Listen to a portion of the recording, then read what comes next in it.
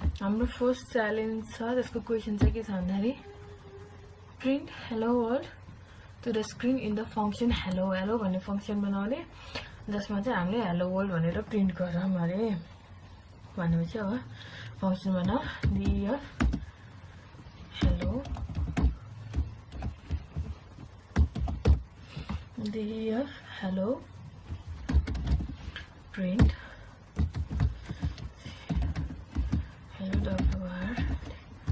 hello world गरे अब यो प्रोग्रामलाई चाहिँ रन गर्नुपर्छ तर त्यो गर्नुभन्दा अगाडि चाहिँ हामीले के गर्नुपर्छ भन्दाखेरि हामीले यो हेलो भन्ने फंक्सनलाई चाहिँ कल गर्नुपर्छ पहिला अब हामी यो कल नगरिकन चाहिँ रन गरौँ के हुन्छ यहाँ के पनि देखाउँदैन किनभने हामीले यो फंक्सनलाई कल नै गरेको छैन त्यही भएर यो फंक्सनलाई कल गर्नुपर्छ हामीले हेलो भनेर चाहिँ यसरी कल गर्नुपर्छ त्यो कल गरेपछि चाहिँ अब त्यहाँ हेलो वर्ल्ड भनेर चाहिँ यसरी आउटपुट देखायो अनि त्यसपछि छ अर्को च्यालेन्ज सेकेन्डको च्यालेन्ज छ अरु के छ भन्दाखेरि write a function name max that receives two number and return the biggest number among the two भनेर भनिन्छ हैन for example let's assume the input is 132 and 154 the function should return 154 because it is bigger than 132 भन्नुहुन्छ अब यस्तै function एउटा बनाऊ हाम्रो df max चाहिँ कति भन्दाखेरि दुईटा नम्बर माग्ने एउटा n1 n2 भन्ने नम्बर माग्यो त्यसमा चाहिँ हाम्रो चाहिँ के भन्दाखेरि बिगेस्ट नम्बर फाइन्ड गर्नु पर्यो हैन त्यसको लागि if n1 greater than n2 भयो भने रिटर्न के गराउनुहुन्छ n1 हैन else रिटर्न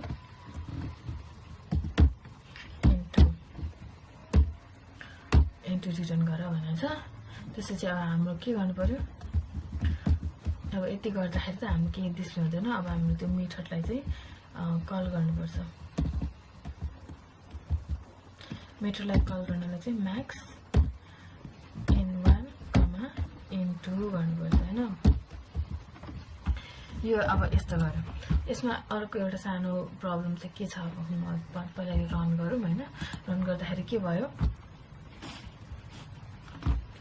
n1 n2 के भन्यो भन्दाखेरि Max n1 is not defined भनेर भन्यो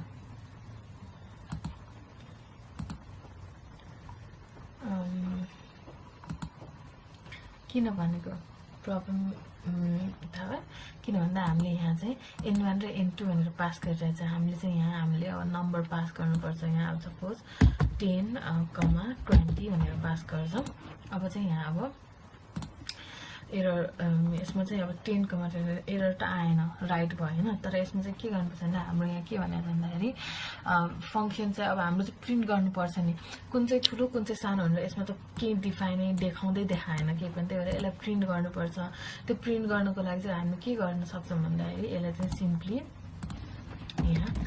यो मेथडलाई चाहिँ यो फंक्सनलाई कल गर्दाखेरि चाहिँ यसलाई चाहिँ प्रिन्ट भित्र राखेर चाहिँ यसरी कल गर्छौं अनि यसमा कल गरिसकेपछि चाहिँ प्रिन्ट म्याक्स 10 20 हुन्छ यसले चाहिँ के गर्यो भन्दाखेरि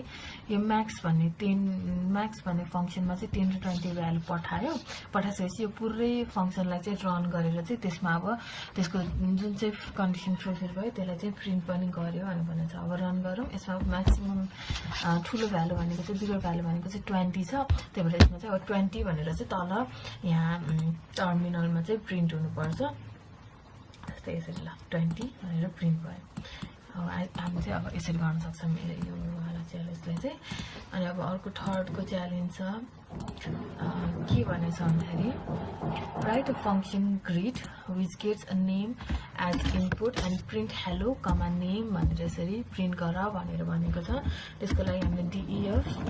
हामीले def जसको नाम चाहिँ के छ हामीले ग्रिड बनायो जसमा हामीले नेम पठाउनु पर्छ प्यारामिटर चाहिँ नेम पठाउनु पर्छ जसमा अब हामीले के गर्न सक्छौं भन्दाखेरि चाहिँ यसमा प्रिन्ट hello